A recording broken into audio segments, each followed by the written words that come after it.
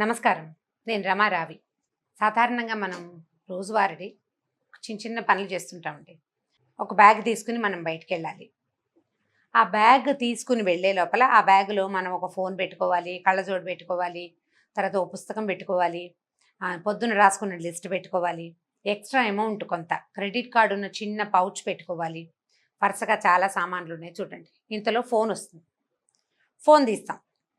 ఫోన్‌లో మాట్లాడుతూ కొన్ని సామాన్లు పెడతాం. స్టవ్ మీద పాలుంటాయి.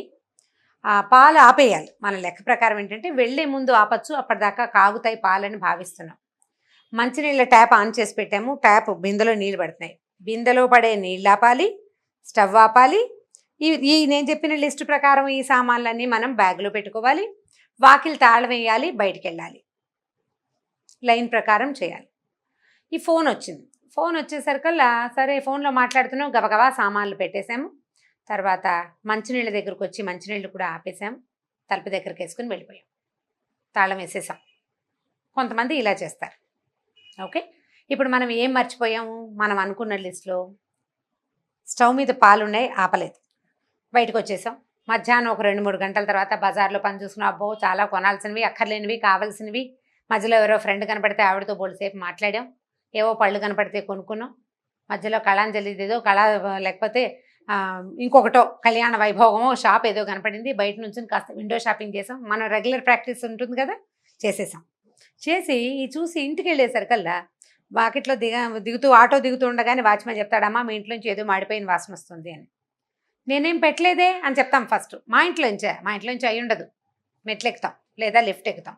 తలుపు తీశాక మనకు అర్థమవుతుంది. అప్పుడు మనకి జ్ఞాపకం వస్తుంది. స్టవ్ వదిలేసాము అని. ఈ తప్పెవరిదండి? ఫోన్ చేశారు. ఎప్పుడు అంతే బయటికెళ్ళేటప్పుడే ఫోన్ చేస్తారు.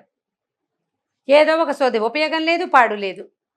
వాళ్ళ వల్లే నేను పాలాపలేదు అనేసి ఇక వాళ్ళని తిట్టి ఈ లోపల భర్తో, అత్తగారో, పిల్లలు, పక్కింటి ఆంటీయో ఎవరైనా వస్తే వాళ్ళకు కూడా ఎప్పుడు ఫోన్లండి తలకాయ నొప్పి, మా వాళ్ళకి పని పాట ఉండదు, మా కజిన్ దానికి ఏం తోచదు, ఈ టైంలో అది ఫ్రీగా ఉంటుంది, నాకు ఫోన్ చేస్తుంది, మొన్న కూడా అంతే ఇలాగే అయ్యింది అని దాన్ని తిట్టుకుని అసలు గిన్నె బయట పారేసి ఆ వాసన పోవడానికి ఎగ్జాస్ట్ ఫ్యాన్ ఆన్ చేసుకుని సాయంత్రం లోపల ఎవరెవరికి ఎన్నిసార్లు మనం చెప్తామో.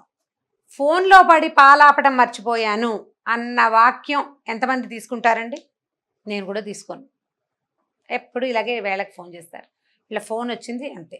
నేను కూడానండి నాకు కింద కారు ఆగి ఉంటుంది అనుకోండి నన్ను తీసుకెళ్ళటానికి. కారు ఆగుంది వాళ్ళు నా కోసం వెయిట్ చేస్తున్నారు అన్న ఫీలింగ్ వచ్చిందంటే ఫోను కళ్ళజోడు వదిలేస్తానండి నేను ప్రతిసారి. నా ఫోను అక్కడే ఉండిపోతుంది. ఇంట్లోనే కళ్ళజోడు అక్కడే ఉండిపోతుంది. కిందకొచ్చేస్తాను. కారు ఎక్కిన పావుగంట జ్ఞాపకం వస్తుంది. చాలా దూరం వెళ్ళిపోతాం. మళ్ళీ వెనక్కి రాలేం. ఆ పూట కళ్ళజోడు ఉండదు, ఫోను ఉండదు. నేను ఇలా ఎవరైనా కింద నా కోసం వెయిట్ చేస్తుంటే నేను ఫోను కళ్ళజోడు మర్చిపోతాను అని ఆ కిందకొచ్చి హారన్ కొడతారోయ్ వాళ్ళతో తలకాయ నొప్పి అని అన్నాను అనుకోండి. ఎంత తప్పండి అది కదా! హుందాగా నాకు మతిమరుపు, నేను అన్నీ మర్చిపోతాను, లిస్ట్‌లెస్‌గా ప్రవర్తిస్తాను నేను అని చెప్పుకోలేం మనం. చెప్పుకోకుండా ఇతరులని దాన్ని బాధ్యులను చేస్తాం.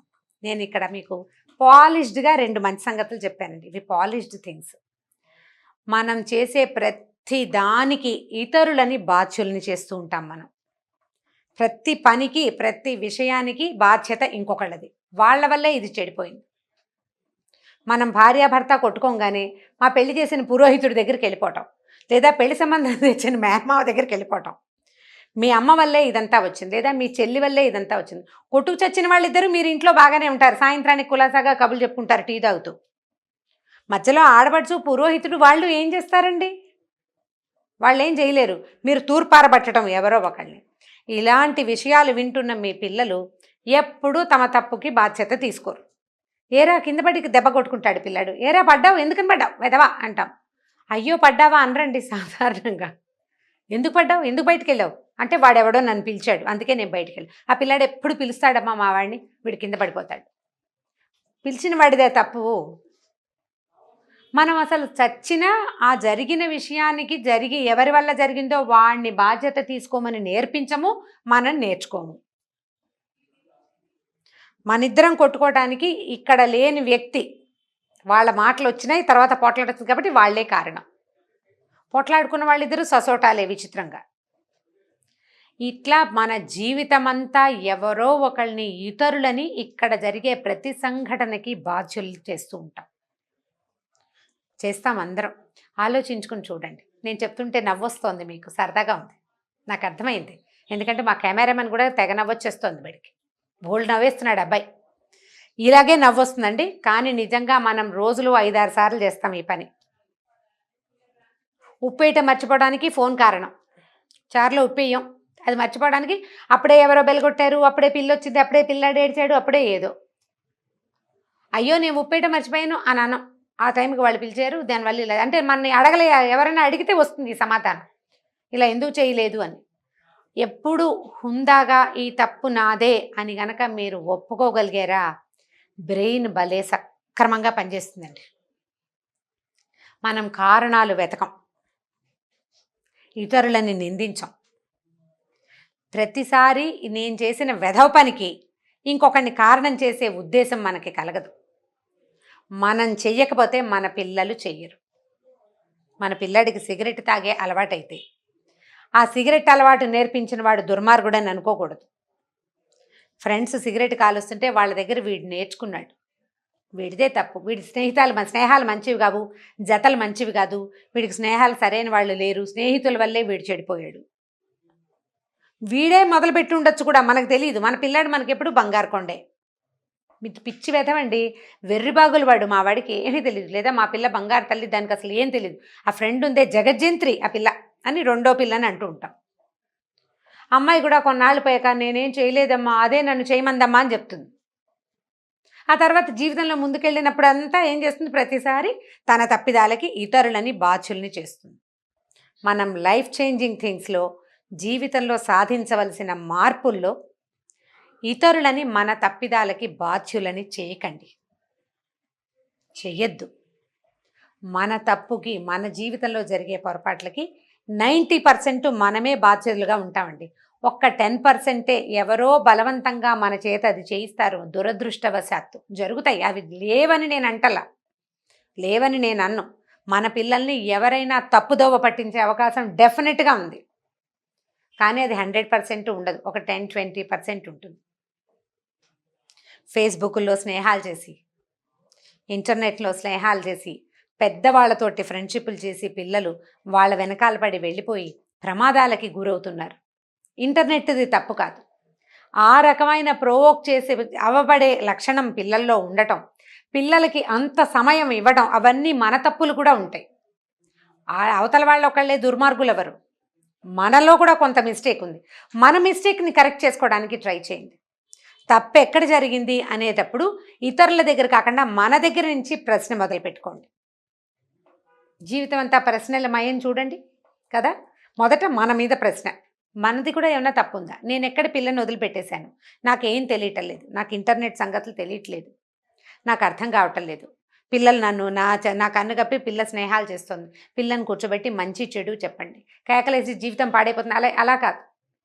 దీనివల్ల ఏం జరుగుతుంది, ఇలా వస్తే ఏమి ఇబ్బందులు వస్తాయి, దానివల్ల ఎట్లా జరుగుతుంది అనేది తిట్లు, అరుపులు, కేకలేయటాలు, 2 చెంపకాయలు కొట్టటాలు కాకుండా నిదానంగా అర్థమయ్యేలాగా చెప్పండి. వీలైతే ఎవరి జీవితాన్నైనా ఉదాహరణగా చూపించండి. ఇప్పుడు తమ తప్పులకి ఇతరులని బాధ్యులను చేయకుండా నేనే ఈ పొరపాటు చేశాను అని పిల్లలు చెప్పగలగాలండి. పిల్లాడు ఒక గాజు గ్లాస్ పగలగొట్టాడు అనుకోండి, నేను పడేశాను అని చెప్పడు వాడు. అలా అమ్మ నేనే చేయిదారి పడిపోయిందమ్మా అని చెప్తే అప్పుడు మీరు కేకలేయకుండా ఉన్నారనుకోండి, అన్నీ ఎందుకు ముట్టుకుంటావు, గాజు వస్తువులు ముట్టుకుని పగలగొట్టేస్తావు, అలా అనద్దు. వాడికి నిజం చెప్పే ధైర్యాన్ని అలవర్చండి. అంటే మీరు అలవర్చుకోండి నిజం చెప్పే ధైర్యం, తప్పుని ఒప్పుకునే ధైర్యాన్ని అలవర్చుకోండి. అది పిల్లలకి నేర్పించండి. వాడు చెప్పడు, పిల్లలు ఎందుకు నిజం చెప్పారంటే నిజం చెప్తే మీరు ఎలా రియాక్ట్ అవుతారో వాళ్ళకి తెలుసు, అందుకని చెప్పరు వాళ్ళు. మీరు రియాక్షన్స్ తగ్గించుకోండి. మన అమ్మలు కూడా రియాక్షన్స్ తగ్గించుంటే మనం ఈ తప్పిదాలు మా పక్క వాళ్ళ మీదకి తోసేసే ప్రయత్నం చేసేవాళ్ళం కాదు. ఇప్పుడు మనకు అర్థమవుతోంది మనకేం సమస్య ఉంది అని. ఎంతసేపు జరిగిన వాటన్నిటికీ ఎవరో ఒకళ్ళని బాధ్యుల్ని పిల్లి ఎదురొచ్చింది, పిల్లి శకునం, ఈ ఇంటి వాస్తు బాగుండలేదు, పరీక్షలో మార్కులు ఎందుకు రాలేదు అనగానే మా ఇంటి వాస్తు బాగుండలేదండి, అందుకే మా పిల్లాడికి మార్కులు తక్కువ వచ్చినాయి, మా ఇంట్లో టేబుల్ లేదు, మా ఇంట్లో లైట్ లేదు, కరెంటు పోయింది, పక్కనే మా దేవాలయంలోనో ఇంకో దాంట్లోనో ఏవో సౌండ్లు వచ్చేసినాయి పరీక్ష రోజున. పరీక్ష రోజున సౌండ్లు వస్తే ముందు అన్ని రోజులు వాడు ఏం గాడిదలు కాసినట్టు కదా, అవునా కాదా? మనం అది ఆలోచించాలి కదా. కాబట్టి తప్పిదాలకి వేరే వాళ్ళని వేరే ఏ విషయాన్ని బాధ్యుల్ని చేయొద్దు. తప్పులు జరగకుండా చూడండి. తప్పుని ఒప్పుకునే ధైర్యాన్ని పిల్లలకి అలవర్చండి.